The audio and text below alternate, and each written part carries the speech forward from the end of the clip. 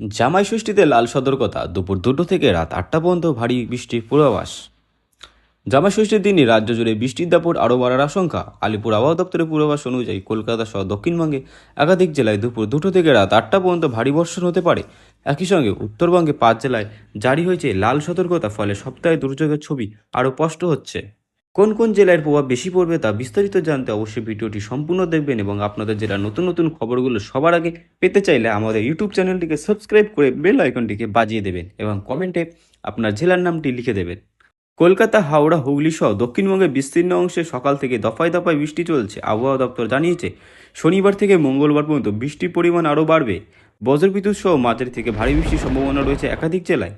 দক্ষিণবঙ্গের মোট 10 জেলায় হলুদ ও কমলা সতর্কতা জারি করা হয়েছে। ভারী থেকে অতি ভারী বৃষ্টির সম্ভাবনার কথা মাথায় রেখে প্রশাসনকে সতর্ক থাকার নির্দেশ দেওয়া হয়েছে। কলকাতা জলজমার পরিস্থিতি মোকাবিলার আগাম প্রস্তুতি নিয়েছে কলকাতা পুরসভা।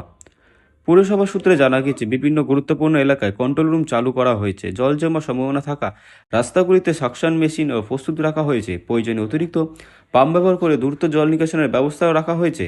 গোটা পরিস্থিতির উপর নজর রাখছেন পুর কমিশনার স্মিতা পান্ডে। আবহাওয়া খবর, জামা ষষ্ঠীতে লাল সতর্কতা, দুপুর 2টো থেকে রাত 8টা পর্যন্ত ভারী বৃষ্টির পূর্বাভাস। অন্যদিকে উত্তরবঙ্গে বৃষ্টির পরিস্থিতি ইতিমধ্যে উদ্বেগজনক। দার্জিলিং, কালিম্পং, আলিপুরদুয়ার, কোচবিহার, জলপাইগুড়িতে জারি হয়েছে লাল সতর্কতা। আবহাওয়া দপ্তর জানিয়েছে এই জেলাগুলিতে বিক্ষিপ্তভাবে অতি ভারী বৃষ্টি হতে পারে। রাতভর প্রবল বর্ষণের জেরে ফুলে ফেঁপে উঠেছে বলাসার নদী, বেড়েছে তিস্তার জলস্তর। কার্শিয়াঙ্গে দুধিয়ার একটি অস্থায়ী সেতু ভেঙে যাওয়ার শিলিগুড়ি মিরিক যোগাযোগ সাময়িকভাবে ব্যবহৃত হয়েছে। এছাড়া মহানদী এলাকায় জাতীয় সড়ক 110-এর কাছে ধস নামার ঘটনা ঘটেছে। পাহাড়ে একাধিক এলাকায় ছোট বড় ধসের খবর পাওয়া গিয়েছে। প্রশাসন ক্ষতিগ্রস্ত এলাকাগুলিতে নজরদারি বাড়িয়েছে। প্রয়োজনীয় উদ্ধার ও মেরামতির কাজ শুরু করেছে। এদিকে সাংবাদিক বৈঠকে মুখ্যমন্ত্রী জানান, গত রাত থেকে লাগাতার বৃষ্টির কারণে বিভিন্ন এলাকায় ক্ষয়ক্ষতির ঘটনা ঘটেছে। তার কথায় সবচেয়ে বড় ক্ষতি হয়েছে একটি সেতু সম্পূর্ণ ভেসে যাওয়ার ঘটনা।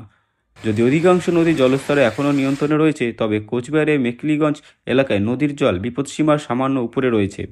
আবহাওয়া দপ্তরের পূর্বাভাস বলেছে আগামী বুধবার পর্যন্ত বৃষ্টি অব্যাহত থাকতে পারে। ফলে জামাষষ্ঠী উৎসবের আবহের মাঝেও রাজ্যের বাসিন্দাদের সতর্ক থাকার পরামর্শ দেওয়া হয়েছে, বিশেষ করে উত্তরবঙ্গে পাহাড় ও নদী সংলগ্ন এলাকাগুলিতে।